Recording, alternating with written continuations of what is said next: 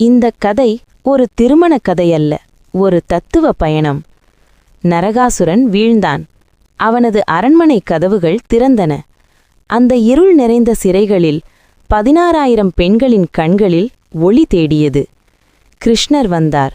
அவர் சொன்னார், நீங்கள் விடுதலையானவர்கள், செல்லுங்கள். ஆனால் அவர்கள் நின்றனர். எங்கள் கௌரவம் கெட்டுவிட்டது. உலகம் எங்களை ஏற்றுக்கொள்ளாது. நீங்களே எங்கள் ஆதாரம்.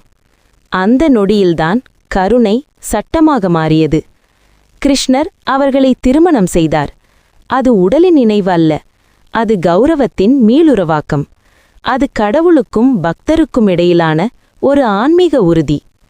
கிருஷ்ணருக்கு 16,008 மனைவிகள் என்றால் அது 16,008 இதயங்கள். ஒவ்வொரு இதயமும் ஒரு ஆன்மா. வேதாந்தம் சொல்கிறது, கடவுளின் திருமணம் என்பது உண்மையை தேடும் மனம் பரமாத்மாவுடன் ஒன்றாகும் தருணம். சிவன் பார்வதி, விஷ்ணு லக்ஷ்மி, பிரம்மா சரஸ்வதி, அவை எல்லாம் ஒரு சின்னம். சித்தமும் சக்தியும் இணையும் தருணம்.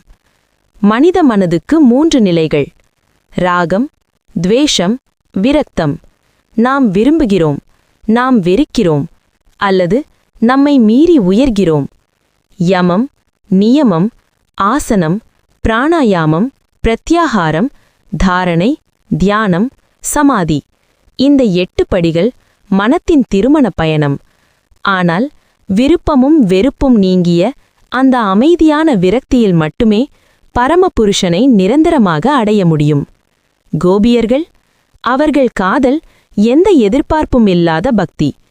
கிருஷ்ணர் விட்டுச் சென்றார். ஏன்?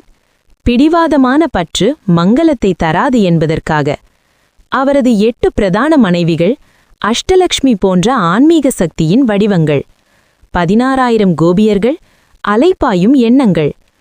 ஆனால் ஒரு நிர்விகாரமான மனம் ஒரே ஒரு முயற்சியில் அவரை உணரும். கிருஷ்ணர் ஒரு மனிதன் அல்ல, ஒரு வாய்ப்பு. ஒவ்வொரு இதயமும் அவரது மணமகளாகலாம். வாழ்க்கை நல்லது, அது நிறைந்ததாக இருக்கட்டும்.